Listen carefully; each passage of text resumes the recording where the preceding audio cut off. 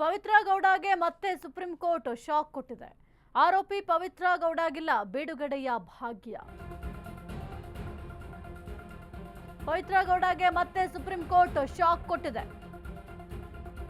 ಆರೋಪಿ ಪವಿತ್ರ ಗೌಡಗಿಲ್ಲ ಬಿಡುಗಡೆಯ ಭಾಗ್ಯ. ಪವಿತ್ರ ಗೌಡ ಸಲ್ಲಿಸಿದ್ದ ಮೇಲ್ಮನವಿ ಅರ್ಜಿಯನ್ನ ವಜಾ ಮಾಡಲಾಗಿದೆ.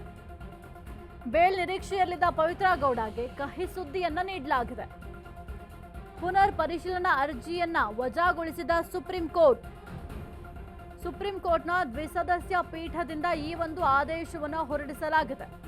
ನ್ಯಾಯಾಧೀಶ ಜೆ.ಬಿ. ಪರ್ದಿವಾಲ್, ಆರ್. ಮಹದೇವನ್ ಪೀಠ, ಈ ದ್ವಿಸದಸ್ಯ ಪೀಠದಿಂದ ಈ ಒಂದು ಆದೇಶವನ್ನು ಹೊರಡಿಸಲಾಗಿದೆ. ಎಲ್ಲ ಸೂಕ್ಷ್ಮವಾಗಿ ಪರಿಶೀಲನೆ ನಡೆಸಿ ಈ ಒಂದು ಆದೇಶವನ್ನು ಹೊರಡಿಸಲಾಗಿದೆ. ಪವಿತ್ರ ಗೌಡಗೆ ಮತ್ತೆ ಸುಪ್ರೀಂ ಕೋರ್ಟ್ ಈಗ ಬಿಗ್ ಶಾಕ್ ಅನ್ನ ಕೊಟ್ಟಿದೆ. ಆರೋಪಿ ಪವಿತ್ರ ಗೌಡಗೆ ಸದ್ಯಕ್ಕಂತೂ ಬಿಡುಗಡೆ ಸಿಗೋದಿಲ್ಲ. ಏನು ಒಂದು ಅರ್ಜಿಯನ್ನ ಸಲ್ಲಿಕೆ ಮಾಡಿದ್ರು, ಈಗ ಸದ್ಯಕ್ಕೆ ಒಂದು ಬೇಲನ್ನು ವಜಾಗೊಳಿಸಲಾಗಿತ್ತು.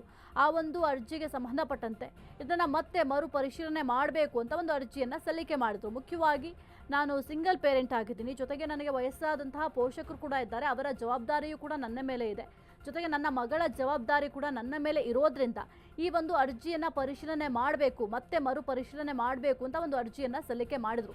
ಮೊದಲು ಹೈಕೋರ್ಟ್ ಬೇಲನ್ನ ಸ್ಯಾಂಕ್ಷನ್ ಮಾಡಿತ್ತು, ಅದಾದ ನಂತರ ಸುಪ್ರೀಂ ಕೋರ್ಟ್ ಆ ಒಂದು ಬೇಲನ್ನ ಕ್ಯಾನ್ಸಲ್ ಕೂಡ ಮಾಡಿತ್ತು.